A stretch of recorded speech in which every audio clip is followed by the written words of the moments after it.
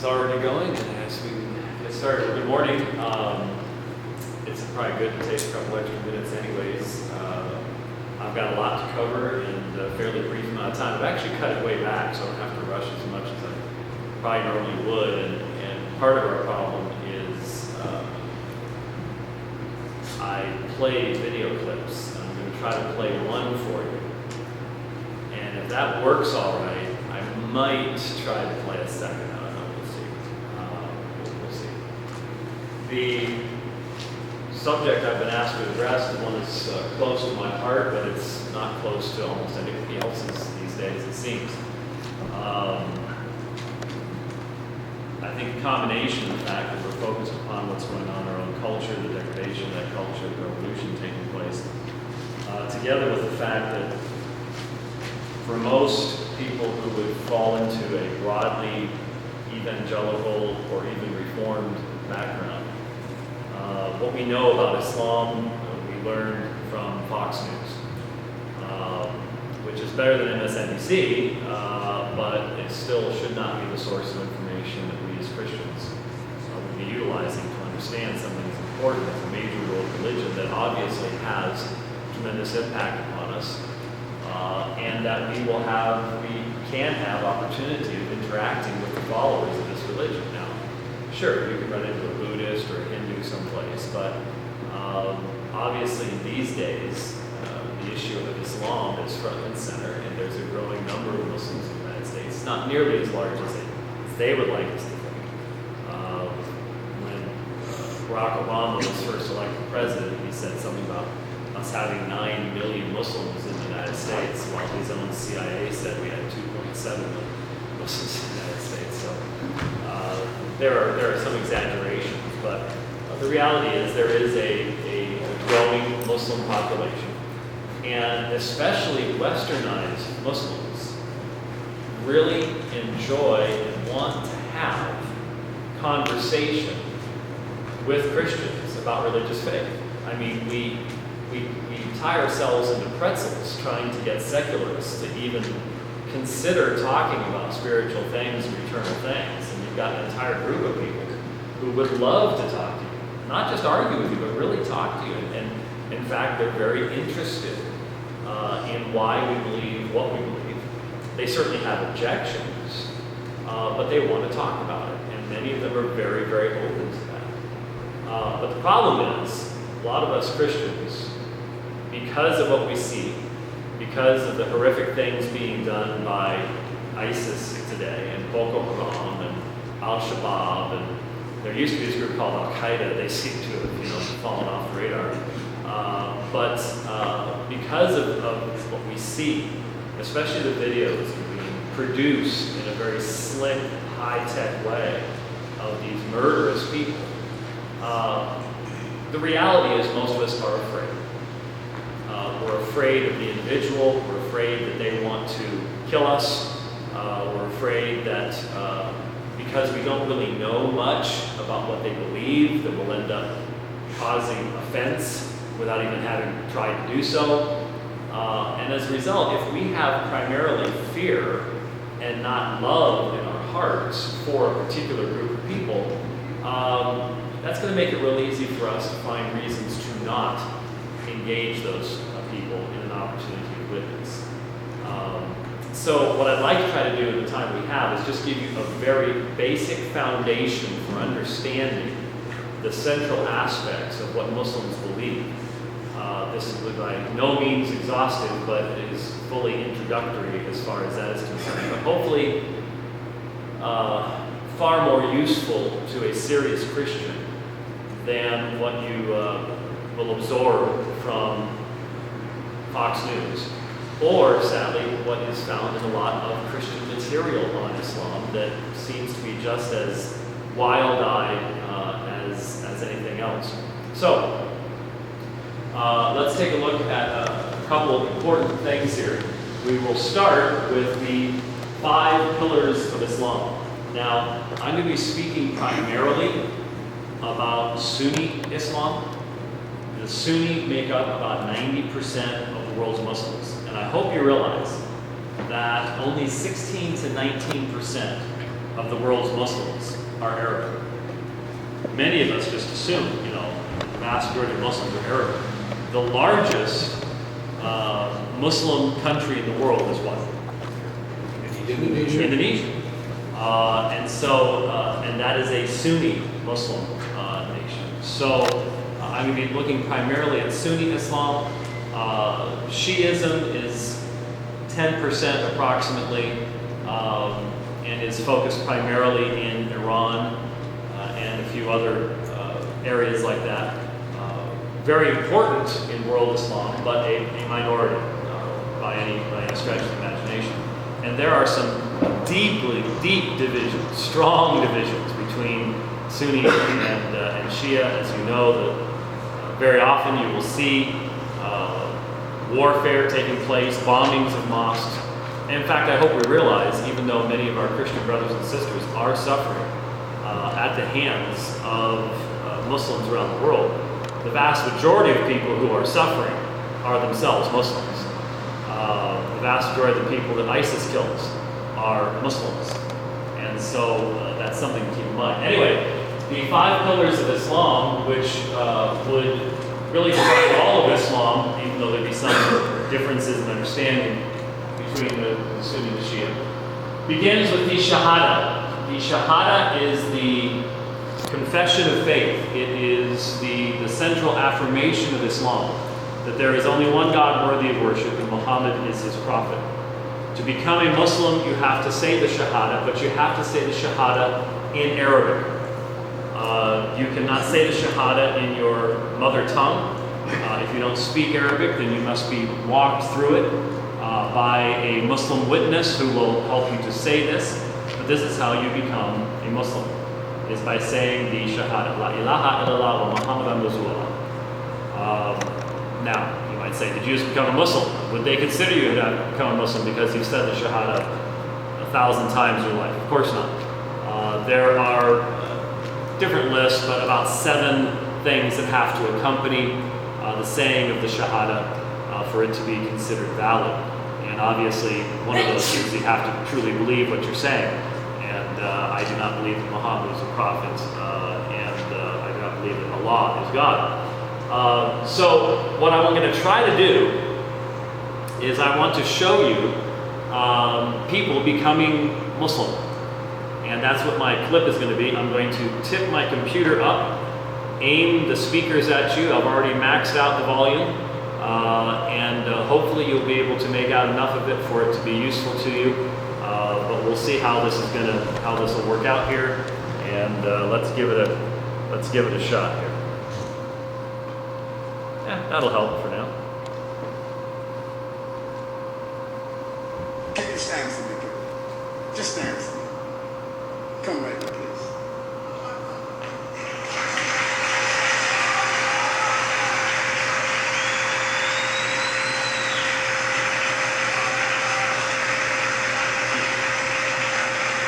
Never seen much forever.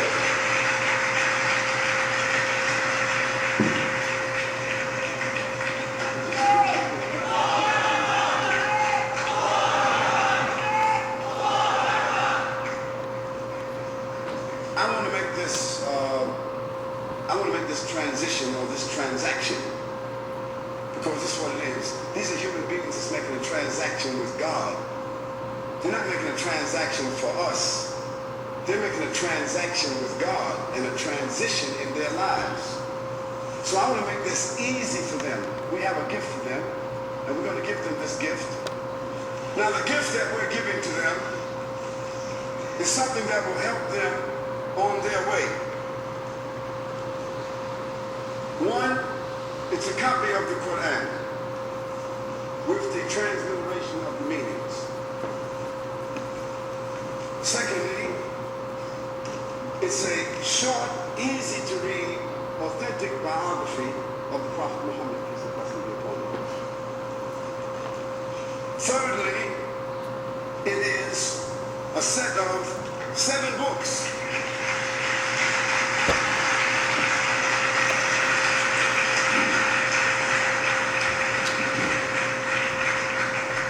It is a set of 7 books that have in it lessons acceptance of Islam is your acceptance of God, not your acceptance of me, or not your acceptance of these people, nor your acceptance of the political dynamics in the world, because it has nothing to do with that. It's just your acceptance of God. And this gift is to help you make that transition. I want you to say with me the simple words. And these words are nothing more than what I have explained. There's no trick, no curve, and we don't have a pool in the back for you to dip in.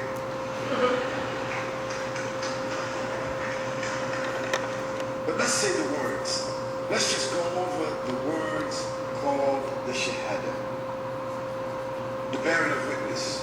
And I'll tell you what it is. Essentially, it is the saying of that there is none to be worshipped except Almighty God, and that Muhammad is the messenger of God.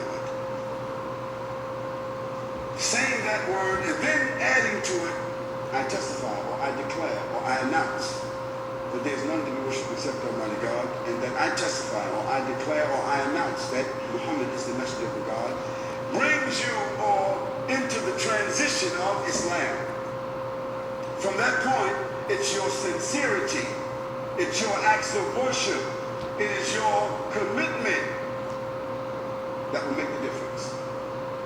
Now, whatever you owe God of something you did that only you know and God knows, after tonight, your board is clear.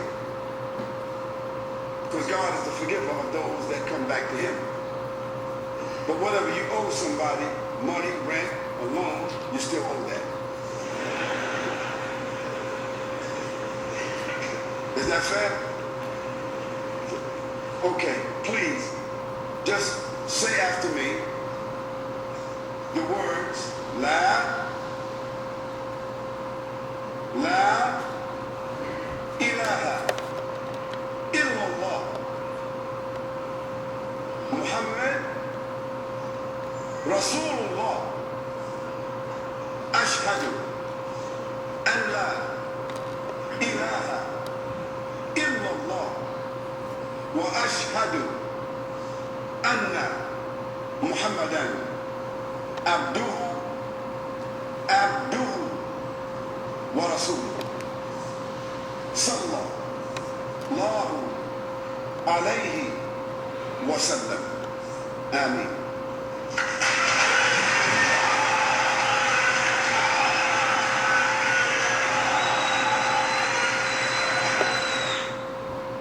Now, I chose this particular. You can go online and you can see all sorts of examples of people taking the Shahada, but I chose this one for a couple of reasons. First of all, when I first started studying Islam, I would ask I'd find something and I'd say, hey Kelly, I'd ask my wife to come over, look at what Ahmed Deedat said here, or something like that. And I start playing it for her and she'd stop me after about 10 seconds ago. I can't understand a word he's saying because they have foreign accents. Well, this guy is spelled by the name of Khalid Yassin, he's from Brooklyn, so nice and easy to understand, thankfully. This was a presentation he made, a multi-day presentation he made in Sydney, Australia. When I got to lecture at Moore College a few years ago, some of the students in the class that I was lecturing to had actually attended this particular thing. It was about 3 days long. It was basically an anti-Christian presentation full of ridiculously bad historical errors, just on a level that's hard to even comprehend. But this was at the end, and basically it's an altar call. It's an Islamic altar call. And there are certain similarities to what we are accustomed to see in evangelicalism. You have the crowd getting involved. Very often we will give Bibles or discipleship material to people, and that's basically what they were doing. But some of the differences are very interesting to note as well. The men are wearing something similar to what Muhammad would have worn in the 7th and 8th centuries. And how many here, I like to ask this question, how many of you made your profession of faith in either Koine Greek or Biblical Hebrew? You did? Wow, I expected better of you there. That's one of the major differences, and it does point to one of the fundamental differences between Christianity and Islam. Islam never had Acts 15. Islam never had the Jerusalem Council. And so in essence, the emphasis upon Sharia, the law in Islam, brings a cultural aspect wherever Islam becomes predominant. So you see today the groups roaming around the streets at night in London, kicking people out of certain areas of London because they are not Sharia compliant. Their dress or their behavior does not fit with Sharia.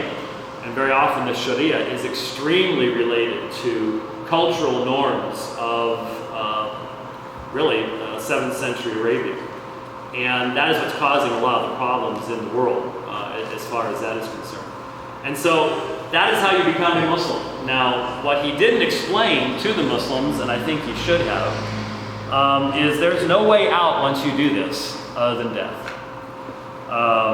The universal Sharia penalty for death, for apostasy, is death.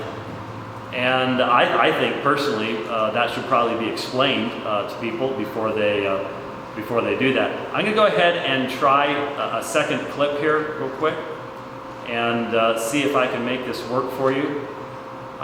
This is from this was not my first, it was the first time I debated a Muslim, but it was not what I call my first Muslim debate. I had not yet been studying Islam at this point in time. I was simply defending the Trinity. It's 1999. At the beginning, if you look down front, you'll see a pretty lady on the left. That's my wife. And then a young girl with straight cut bangs, 9 years old. That's my daughter, Summer, who now is expecting her second child.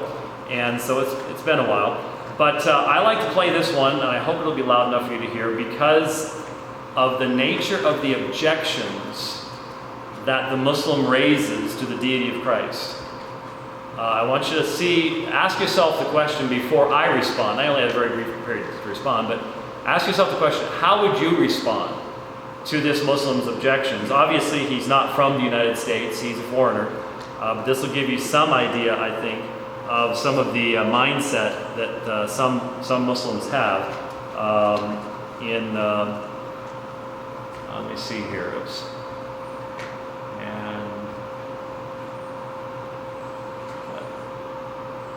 Yes, my question to the doctor. I heard you repeating many times he's saying he's a creator about Jesus. Peace and blessing be upon you, because we Muslims believe in Jesus, the mighty prophet of God. I heard you many times he's saying he's the creator of everything and all things. So I want you to explain to me, if it's possible, if he's a creator of everything, when Jesus, peace and blessing be upon him, was he walking by the fig tree with his companion, the fig tree with his companion, and he wants to eat some fig, and they told him, Master, the fig is not in season. So if he was God, how he don't know if he create the tree? How he doesn't know if what's in season or what not in season, if he create everything. Okay. And if the fig was not in season and he's God, first of all, wouldn't accept God to be hungry, he wants to eat, but you Christian, you said God choose to do so, so that's your faith. But I'm saying, even if he was God and fig is not in season, why he couldn't order the tree to bring fig? Okay. Isn't that God the one create everything? Okay, thank you.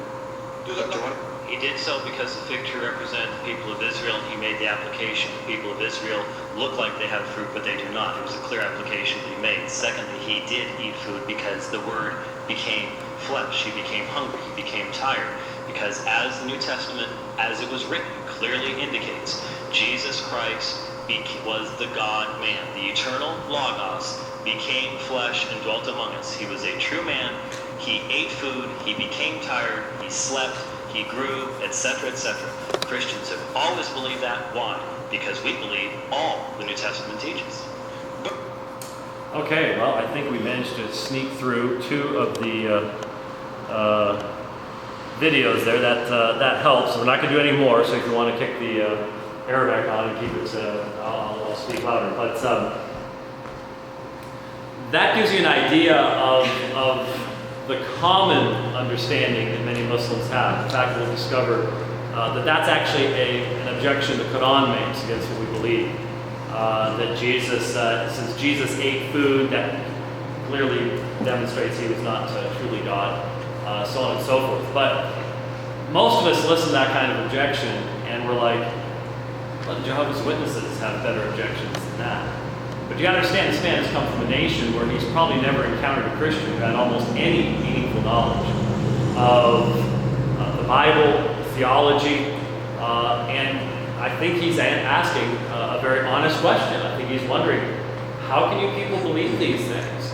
Because he's never spoken to a Christian that could give a meaningful answer to that particular question. So keep that in mind when these opportunities arise. Now, normally what I would do at this point is I would also show you clips from some very intelligent, well-read Muslims. My debates with Sheikh Ali, I normally play a clip from my debate with Abdullah Kunda down in Sydney. In fact, Abdullah has joined 2 of the classes I've done so far, and this Wednesday, 3rd time, I'll be teaching my last apologetics class for this period at Phoenix Seminary Wednesday night. Abdullah will be joining us via Skype, and I will set that computer up. I'll be projecting him up on the screen. He'll be able to see us through the camera on the screen, so he'll be able to see the students, and my students will be interacting with him. And so I try to give you a range in the clips to demonstrate that here you have someone who has little knowledge of Christianity all the way up to Muslims who have a lot of knowledge of Christianity. You have to realize that you're going to have a variety of people along those lines when you're talking with them. So let's go back to the 5 pillars of Islam. We see then that the central affirmation of Islam is that there is one God and Muhammad is his prophet. The central affirmation is called Tawheed, the oneness of Allah. And that means that the worst sin in all of Islam is something called shirk. Shirk is to associate anyone or anything with Allah. That sin is unforgivable. If you die as a mushrik, one who has committed shirk, unforgivable. You cannot be forgiven of that sin. God can forgive any other level of sin. That is one sin that will not be forgiven. We'll talk a little more about that in a moment. The second of the 5 pillars, slowly disappearing under the sun here, is salat, the prayers. And in many lands, you will not even ask someone if they are a Muslim. You will simply say, do you say the prayers? And the Muslim prayers are 5 times a day. What time of day will change because it is based upon the position of the sun, or when the sun is going to rise in the morning and set in the evening. And so that will change depending on where you are. Of course, as you know, in the Muslim prayers, they are to face toward Mecca. They're actually not facing toward Mecca, they're facing toward what's called the Black Stone. The Black Stone in the corner of the Kaaba, which is in the Grand Mosque in Mecca. And that is what they're facing toward when they do their prayers. Now, of course, any Muslim in the West has a GPS device on their phone, which will give them the exact direction to face, so they are facing the accurate direction wherever they are in the world when they do their prayers. Normally have a video I show on that, but again, we're doing the brief version here. The third point is Saum, fasting, which right now is taking place. Right now is the month of Ramadan in the Islamic world. In fact, some of you may have seen some of the very troubling news stories out of Karachi, Pakistan, where there has been a huge heat wave right at the beginning of Ramadan, and over 1,250 people have died from the heat wave, and the primary reason was they were observing Ramadan. And in Ramadan, from the time in the morning where you can distinguish between the white and black thread till the same period in the evening, you are not to eat or drink, which includes water. And so when Ramadan happens to fall during the summer, the reason it changes is that Islam uses a lunar calendar. And so their calendar moves forward in our solar calendar by 10 to 11 days each year. So in a few years, well, you know, in a decade, Ramadan will be in the middle of winter, and it won't be so bad, but it always ends up back in the summer again. And so in places like Saudi Arabia, places like that, observing the fast, including not drinking water for what could be as many as 15 hours or more, can be extremely hurtful. And the Muslim leaders have been telling people that the law specifically does not allow them to risk their lives. And so they can keep the fast later or make up for it, things like that. They're not to risk their lives. But that's what's been going on. Over 1,200 people have died there. That's the month of Ramadan. The fourth point is zakat, the giving of alms. Very quickly, that's 2.5% of anything that you possess for more than a year. That really right now, unless you live in a truly Islamic country, and some people say there are no truly Islamic countries right now that are actually run solely by Sharia. It'll change a little bit by how you do things. And the last is the Hajj, the pilgrimage. And interestingly enough, the fifth pillar is that any Muslim who has the health and ability is expected at least once in his life to make pilgrimage to Mecca and Medina. And there are certain rituals that you go through there if you've seen the pictures of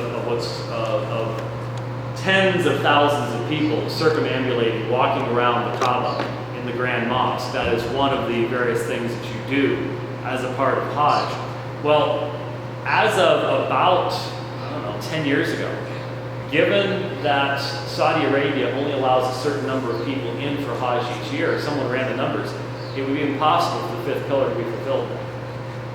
There are too many Muslims in the world. It's just not possible. The numbers don't work out. Even if everybody who was supposed to do it wanted to do it, tried to do it, they couldn't do it because they didn't allow enough people in. So it's interesting that the fifth pillar really, it's still there, but it's sort of non-functional. It really can't be fulfilled anymore. But those are the five pillars. There are 6 articles of belief. I'm going to have to move over here, thanks to the sun coming over, just to be able to see it, because it's a bit harder and harder to see.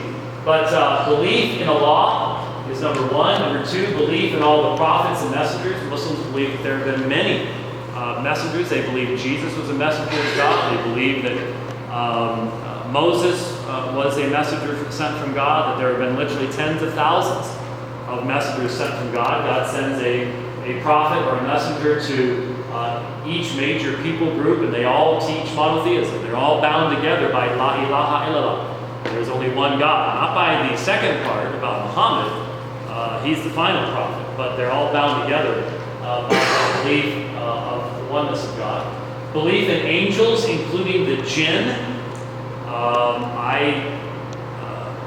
Young enough to remember I Dream of Genie when it was on, and genies come from the jinn, and I was very surprised when I listened to a 16 CD set by Sheikh Yasser Qadi called Light and Guidance, where he discusses the jinn, and according to Islamic belief, the jinn are faster than we are, they are stronger than we are, but they're not as smart as we are, which sort of sounds like a teenager in a muscle car to me. It's definitely a recipe for disaster. But there is sort of a parallel universe of jinn. There are Muslim jinn and Christian jinn and Jewish jinn. I'm not sure if there are any atheist jinn, and there are interesting, almost magical sayings in Islam to keep the jinn away from you, because evidently the jinn like bathrooms and places like that. And so before you go to the bathroom, there are certain things you're supposed to say to keep the jinn from observing you going to the bathroom, and interesting stuff like that. So belief in the angels and the jinn, belief in the books, plural, sent by God.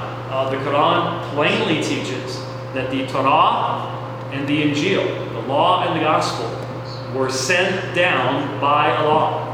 They were sent down, they're inspired, they contain light and guidance, and those are not the only books. There have been many books sent down by Allah. The final revelation, however, is the Quran, and it has final say over everything else. It becomes the interpretive lens from which everything else is to be read. Belief in the day of judgment.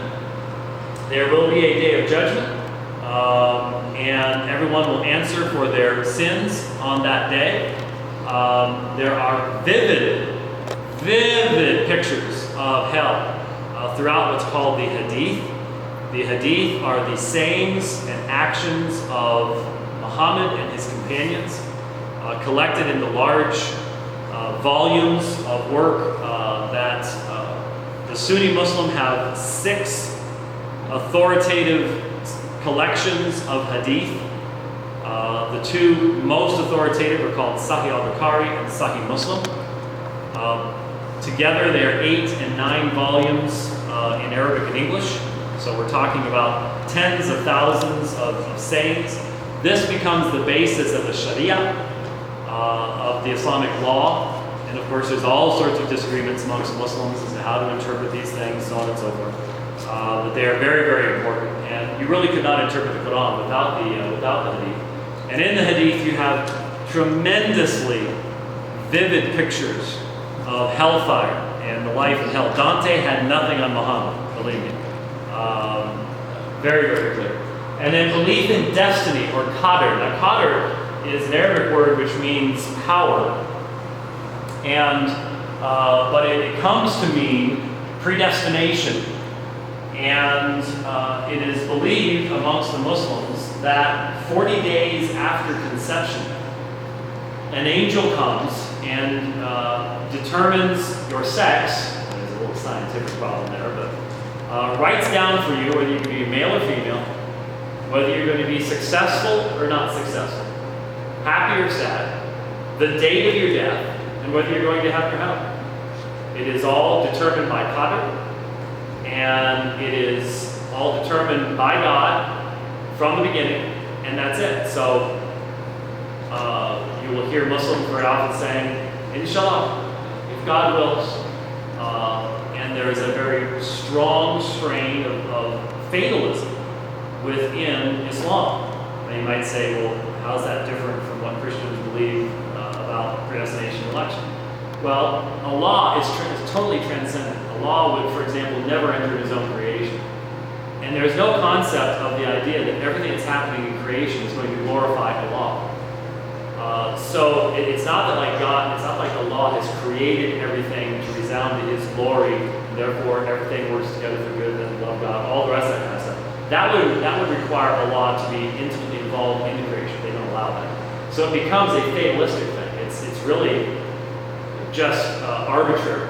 God just says, well, let's weigh this for this person, that's the end of that. And so it really does become a form of fatalism. Are there arguments amongst Muslims about free will and predestination? You better not believe it. And the more westernized a Muslim becomes, the more likely that they'll be taking the free will perspective. Pretty hard to figure out how they do that in light of the clear statements in the Hadith, but there you go. That's the way it is.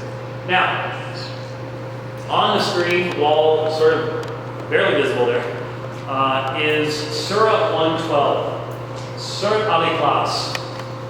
There are 114 surahs in the Quran. How many of you have ever read the Quran? No one has. You've read the Quran. Every time I did that, someone would go, hearts. And of course, from the Islamic perspective, no one in this room, including myself, who's written a book on the Quran, has actually read the Quran, because the Quran only exists in Arabic. And while I've translated a few small portions of my Arabic tutor, I certainly have not read the entirety of the Quran in Arabic. From their perspective, none of us have. But then again, the vast majority of Muslims haven't either. Because like I said, only 16 to 18% of them are Arabic in their own origination, and they're dependent upon translation. But those translations are not the Quran from their perspective. Just like you have to say the Shahada in Arabic, the Quran only exists in Arabic. Arabic is central to Orthodox Sunni Islam. And in the Quran, you have 114 surahs or chapters. If you ever choose to read it, and it's only 53% the length of 56% the length of the New Testament, 14% the length of the Bible. So it's short. It's not all that large of a book. If you choose to read it, whatever you do, don't read it straight through. It won't make a lick of sense to you. Because the first surah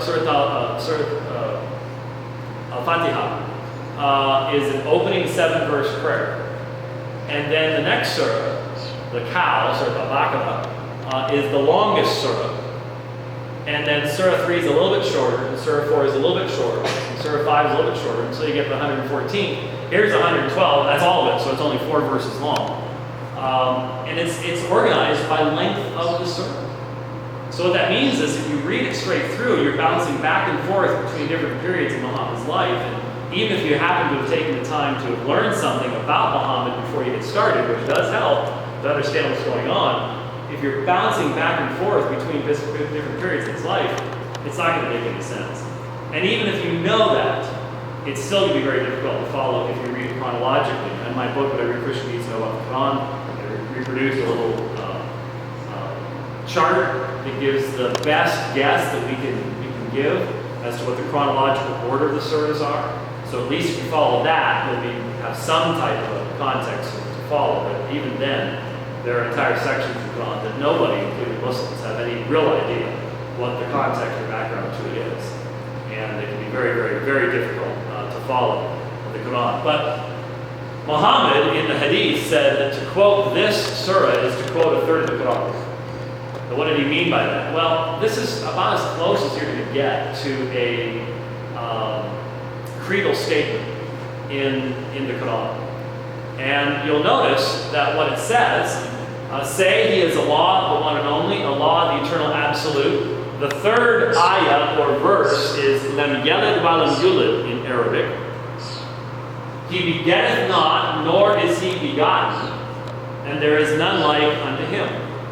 Now, we can agree with the sentiments of 3 of the 4 verses. I mean, it sounds a little bit like Jeremiah or Isaiah or something along those lines, because it's talking about monotheism, the uniqueness of God, etc., etc. But then you come to the third ayah. He begetteth not, nor is he begotten. Now, what is that about? Well, I think it's pretty obvious what it's about, but I once took one of my seminary classes to the mosque near Arizona State University. We observed the prayers and sat around and talked with the imam for a while. And I asked him, would you agree that the third ayah of Surah Al-Ikhlas, is in reference to Christianity and to Christian belief? He said, well, there's no question about it. Now remember, Muhammad comes after Christianity. We are addressed as a people in the Quran. We are called the Al-Injil, the people of the gospel, or the Al-Kitab, the people of the book, depending on the context. And so it comes 600 years after the birth of Christ.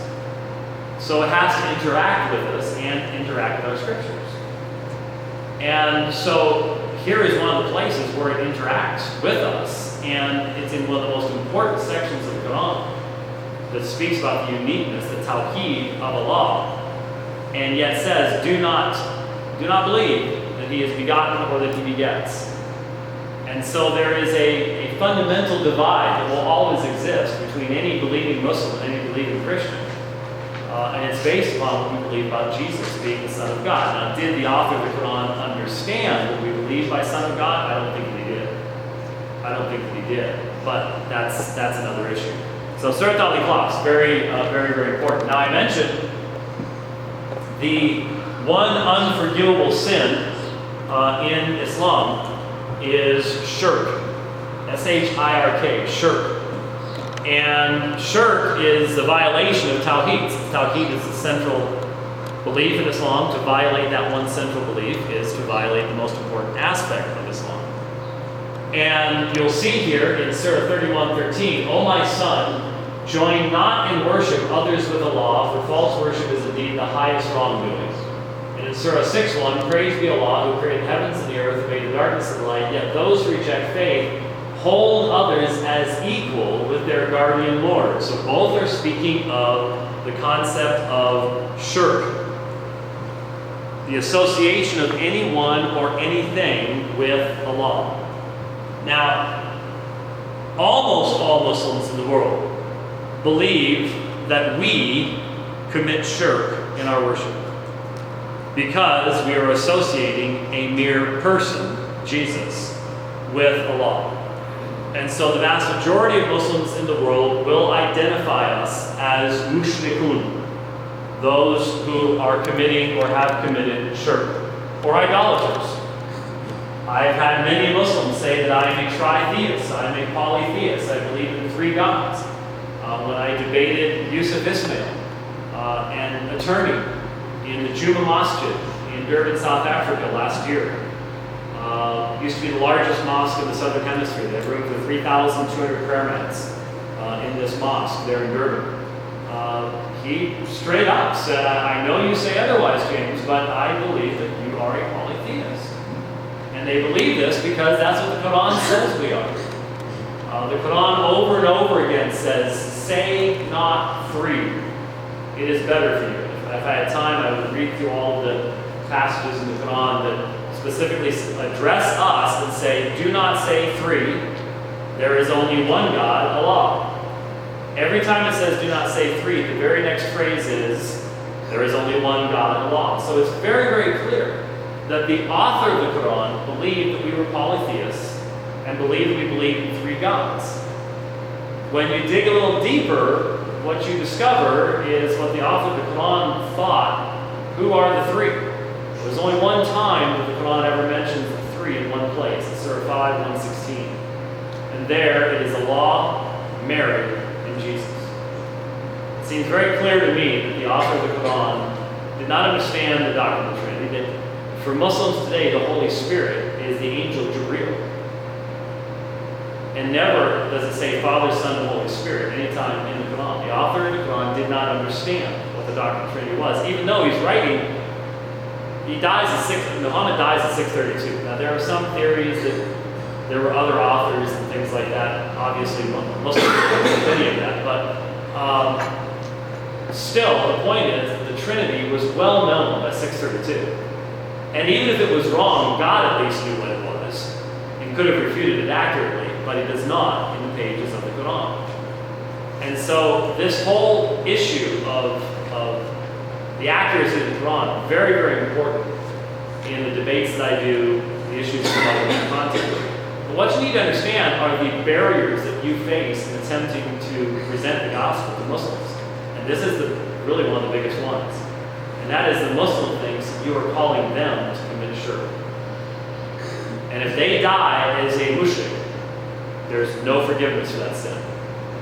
And their stories are filled with examples of this. For example, Muhammad's parents died as mushrikun. And Muhammad prayed to Allah to have the opportunity to intercede for them, but he was refused. Muhammad could not even pray for his own parents. There was one exception. One exception. Muhammad's uncle Abu Talib protected him when he was a minority prophet in Mecca in the first number of years of his prophethood, from 610 to 622. And Abu Talib did not become a Muslim himself, but he protected Muhammad from the rest of the Quraysh family, which wanted to have him killed. Because the Quraysh family, the tribe of which Muhammad was a part, controlled the Kaaba, which had 360 idols in it. And now Muhammad's preaching monotheism and saying those idols are all false gods. And so they want to kill him. Well, Abu Talib protected him. And so when Abu Talib was on his deathbed, Muhammad came to him and he said, you know that I'm a prophet. You know there's only one true God. Say la ilaha illallah. The rest of the family is going, don't you dare. Yes, you need to. Don't you dare. He died without saying the Shahada. He died as he was. But Allah allowed Muhammad to intercede for him. And as a result, Abu Talib has the best spot in hell. Now, at that point, I always stop because the look on everyone's face is like, so exactly what is the best spot in hell? What does it look like? What's that like? Everybody always wants to know. Well, according to the Hadith, Abu Talib is wearing sandals that are so hot his brains boil. Is that the cold or just a picture of, he's like, ugh. He's wearing sandals that are so hot his brains boil. So that's where Abu Talib is, and that's the best spot in hell. So you get the idea that shirk is a bad thing. And in fact, I'll narrate really quickly a story for you. Like 20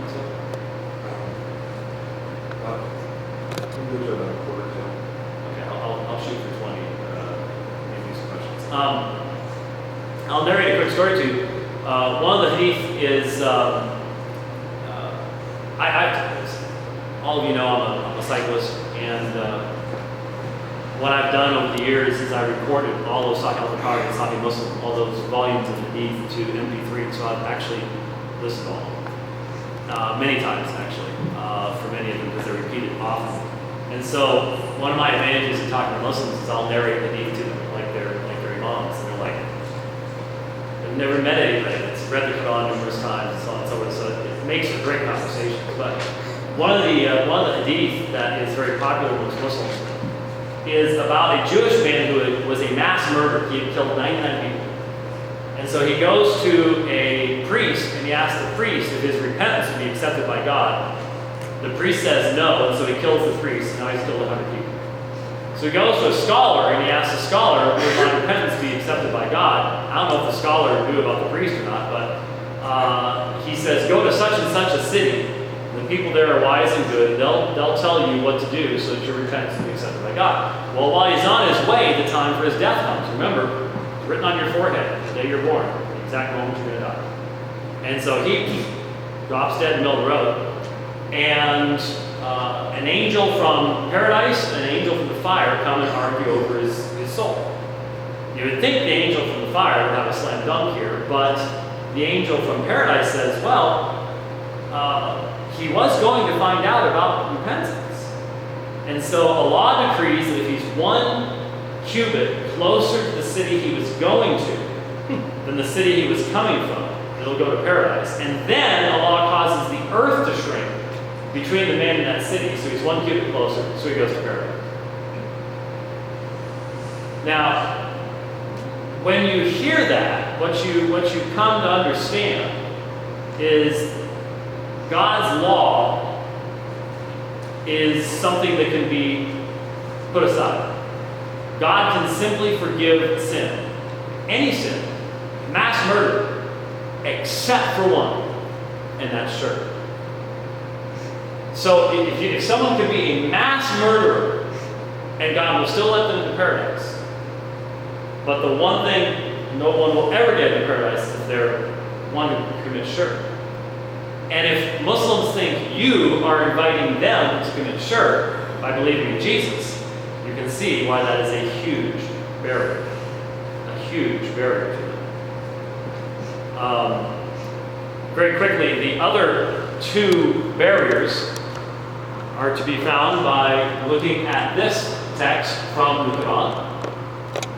Surah 4:157. Surah 4:157. That they said, speaking of the Jews, in boast, we killed Christ Jesus, the son of Mary, the apostle of Allah, but they killed him not, nor crucified him, but so it was made to appear to them, and those who differ therein are full of doubts and no certain knowledge, but only conjecture followed, for of a surety they killed him not. Now, these 40 Arabic words that are translated into Surah 4:157, 40 Arabic words, are the only place in the Quran where the death of Christ is denied. If this verse was not there, Surah 355 and Surah 1933 would seemingly refer rather naturally to the death of Jesus. But because this one verse is there, Muslims around the world do not believe that Jesus died upon the cross of Calvary. The majority of Muslims around the world believe what's called substitution theory. You see the phrase there, but so it was made to appear to them. Shubihalahum in Arabic. The majority of the world's Muslims believe that someone else was made to look like Jesus and was crucified in his place. For most of them, they believe that was Judas. That Judas was supernaturally made to look like Jesus, and then he's nailed to the cross, which is why he cried out, my God, why have you forsaken me? Because it actually wasn't Jesus. Now, Westernized Muslims tend to, when a Muslim doesn't want to commit to a position, he'll say, Allahu Alam, God knows. So westernized Muslims tend to be a little bit hesitant to affirm that. Because when you think about it, what it means is that Allah mistakenly started Christianity by doing such a good job of fooling not only the Jews, he also fooled the disciples and everybody else. They went out and started preaching crucifixion and resurrection of Jesus. It started an entire false religion called Christianity. So they'll go, God knows, all we know is Jesus was not crucified on the cross. But what actually happened, we don't know. So obviously, what this means is, the first barrier you have to reach a Muslim is the issue of shirk.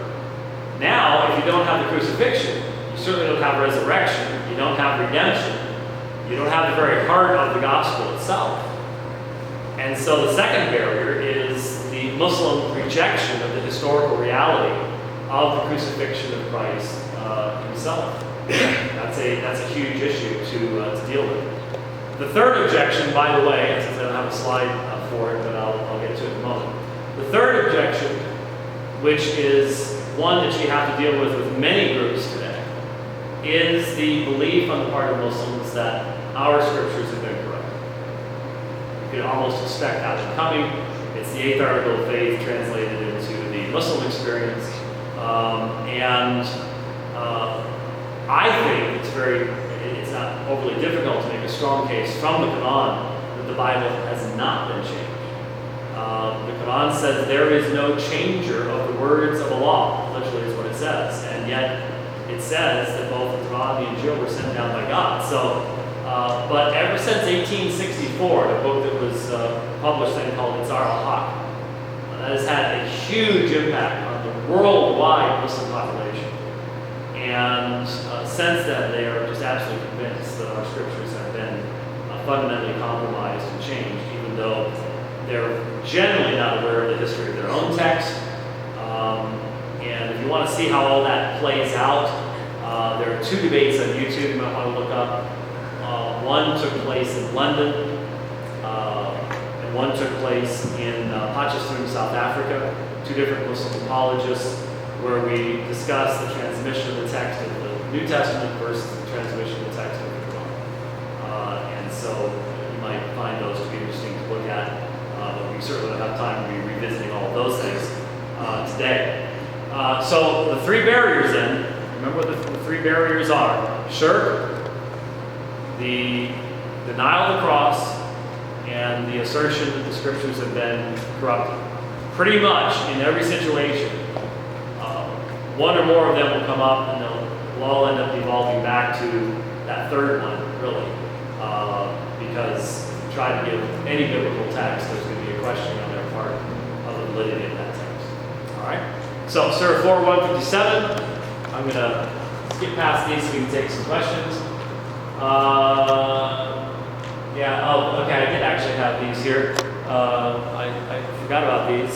Here, by the way, is one of my I referenced earlier, Surah 5, 116. And beware the day when the law will say, O Jesus, son of Mary, did you say to people, take me and my mother as deities besides Allah? So there's the only place where you have 3 mentioned wrong. Did you say, take me, Jesus, and my mother, Mary, as deities besides Allah? So it seems very obvious that Muhammad, and it's understandable.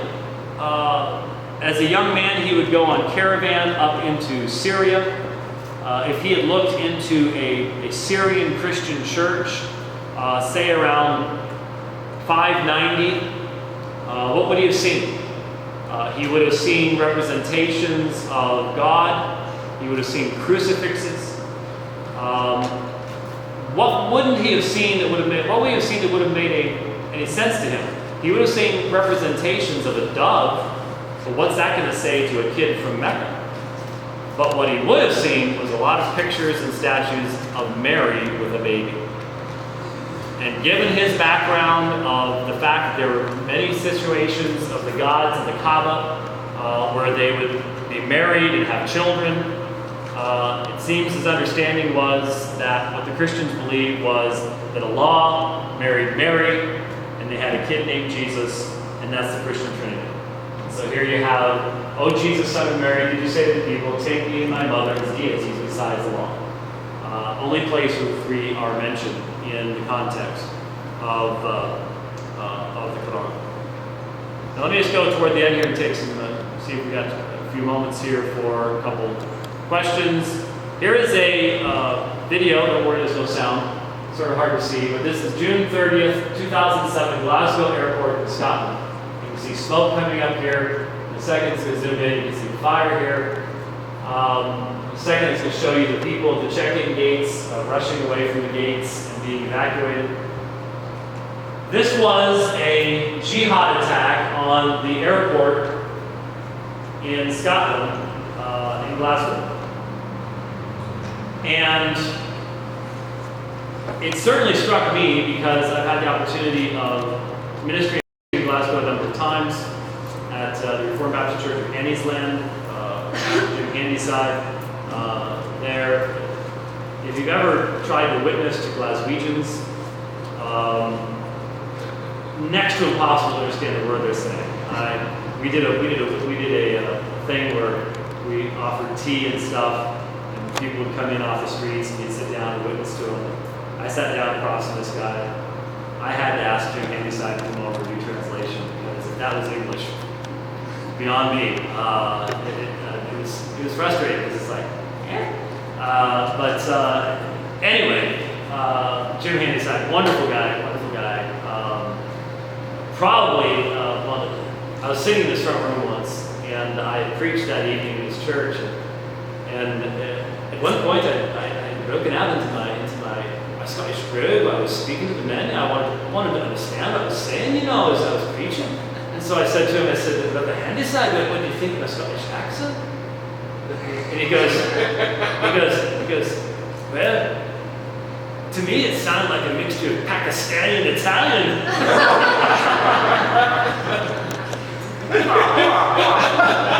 Walrus sword, right through the, have you ever seen the walrus sword? Only in pictures. Oh, I actually stood before it. I climbed the hill to see the Wallace sword at Stirling. So what struck me about this, of course, was I walked through that door. I have gone to that airport many times before and after. And I've checked in at those gates.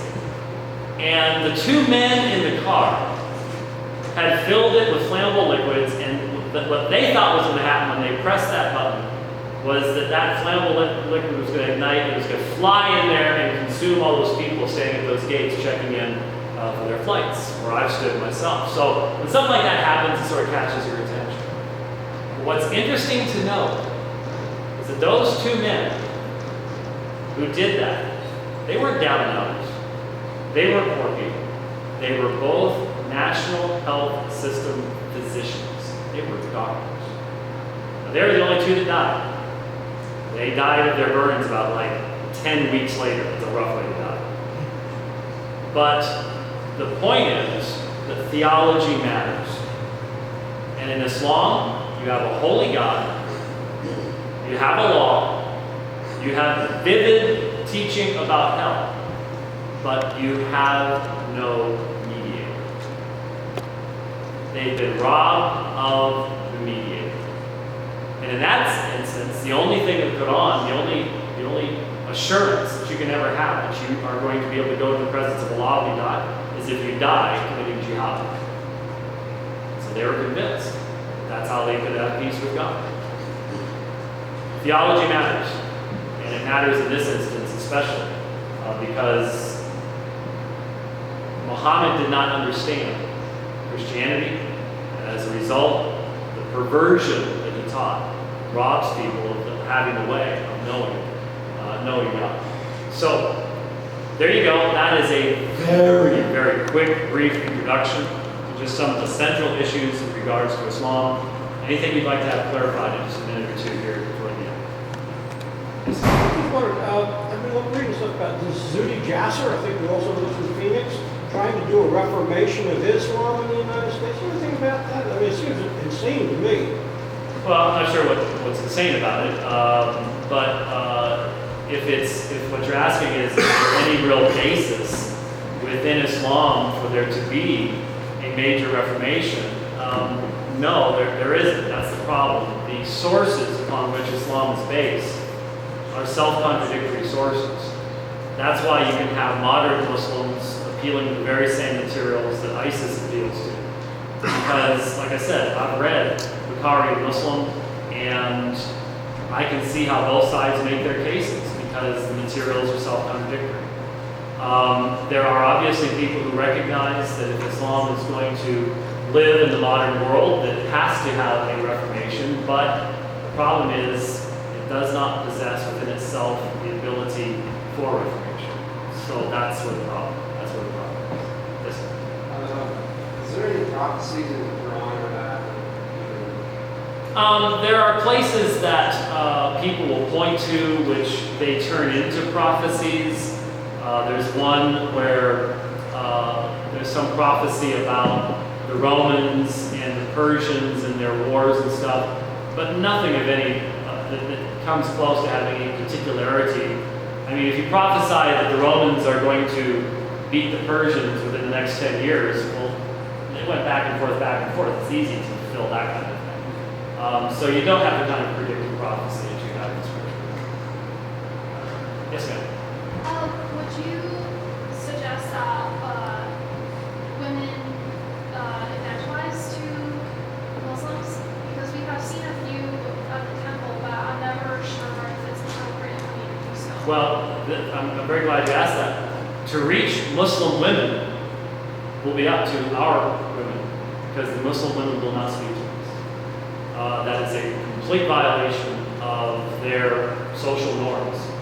And so a Christian woman is the greatest hope that a Muslim woman has of hearing the gospel, because they would consider it completely inappropriate and out of place for a male to approach one of their females to talk to them about religious things. So, yeah, that's really the only. I've had a lot of situations where nurses will be working with other nurses, for example, who end up being Muslim, and the only way to communicate with them is from the Christian woman being able to do that. So you will have. They'll be much more open to open up to you than anybody else. No question. And vice versa, though, for men as well. It works. Yeah, normally it's yeah. They find it very uncomfortable for a Christian woman to say anything to a Muslim. Oh, it is after quarter till. Sorry.